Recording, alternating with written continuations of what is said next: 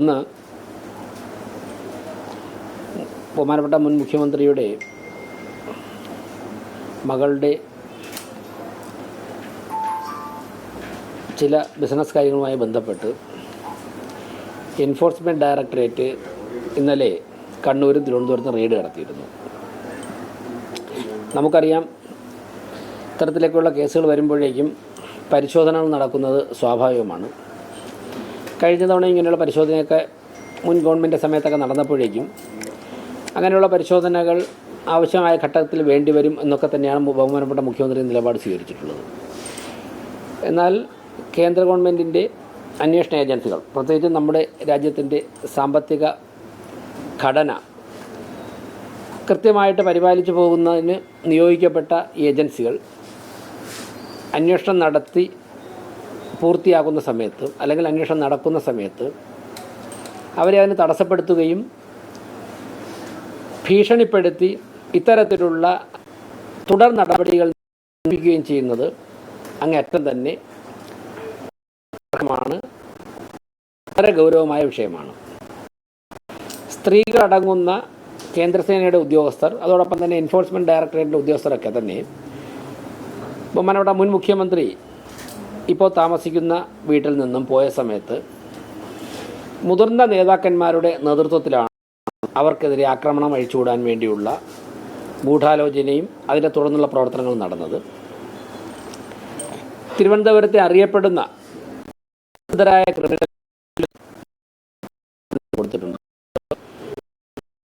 ഇന്ന് പോലീസ് ചിലരെ അറസ്റ്റ് ചെയ്തിട്ടുണ്ട്, പക്ഷേ അതിലപ്പുറം ആൾക്കാരെ പങ്കെടുത്തിട്ടുണ്ട്. നമുക്ക് കഴിഞ്ഞാൽ ഡോക്ടറെ കാറ് പോകുമ്പോൾ അതിനെ തടഞ്ഞ് എറിയുന്നതൊക്കെ തന്നെ വളരെ വ്യക്തമായിട്ട് മാധ്യമങ്ങളിലൊക്കെ വന്ന ചിത്രമാണ്. അവരെയൊന്നും തന്നെ പ്രതി ചേർക്കുവാൻ അറസ്റ്റ് ചെയ്യാനും തയ്യാറായിട്ടില്ല. അപ്പോൾ ഇത് രാജ്യത്തിൻ്റെ തന്നെ വളർച്ചയ്ക്ക് വലിയൊരു തടസ്സമാണ്. അങ്ങനെയാണെങ്കിൽ ഇനിയിപ്പോൾ ക്രമക്കേട് കാണിക്കുന്നവരെയൊന്നും അന്വേഷണ ഏജൻസികൾക്ക് ചോദ്യം ചെയ്യാൻ പറ്റാത്ത അവസ്ഥയിലേക്ക് വരും. നിരപരാധികളാണെന്നുണ്ടെങ്കിൽ അവർക്ക് അവരുമായി ബന്ധപ്പെട്ട കാര്യങ്ങൾ കോടതി മുമ്പാകെ ബോധ്യപ്പെടുത്താം, ED അന്വേഷണ ഉദ്യോഗസ്ഥന്മാരുടെ മുൻപാകെ ബോധ്യപ്പെടുത്താം. അപ്പോൾ ശക്തമായ നടപടി പോലീസ് സ്വീകരിക്കണം. ഇപ്പോൾ പറയുന്ന പ്രതിപട്ടികയിൽ പറയുന്നവരോ അല്ലെങ്കിൽ അറസ്റ്റ് ചെയ്യപ്പെട്ടവരോ ഒന്നും മാത്രമല്ല, അല്ലെങ്കിൽ തിരുവനന്തപുരം ഉൾപ്പെടെ പല സ്ഥലങ്ങളും വീണ്ടും കൂടുതൽ സംഘർഷഭരിതമാകാനുള്ള സാധ്യതയുണ്ട്. ശക്തമായ നടപടി പോലീസ് സ്വീകരിക്കണം. ഒരു സമരത്തിൻ്റെ കേസോ അല്ലെങ്കിൽ മറ്റെന്തെങ്കിലും ഒരു രാഷ്ട്രീയ തർക്കത്തെ കൈകാര്യം ചെയ്യുന്നത് പോലെ പോലീസ് സംവിധാനം ഇക്കാര്യങ്ങളെ കാണരുത് എന്നാണ് തിരുവനന്തപുരം കോർപ്പറേഷൻ മേയർ എന്നുള്ള നിലയ്ക്ക് സൂചിപ്പിക്കാനുള്ളത്. അടിയന്തരമായിട്ട് ഇവരെ കണ്ടുപിടിക്കണം. ഇവരൊന്നും കിട്ടാത്തവരൊന്നും അല്ലല്ലോ, ഇവരൊന്നും അങ്ങനെ പിടിക്കാൻ പറ്റാത്ത തരത്തിൽ ഇൻ്റർനാഷണൽ കുറ്റവാളികളൊന്നും അല്ലല്ലോ. ഇവരെയൊക്കെ ഒരു 10 മിനിറ്റ് കൊണ്ട് അറസ്റ്റ് ചെയ്യാമെന്നല്ലേ ഉള്ളൂ.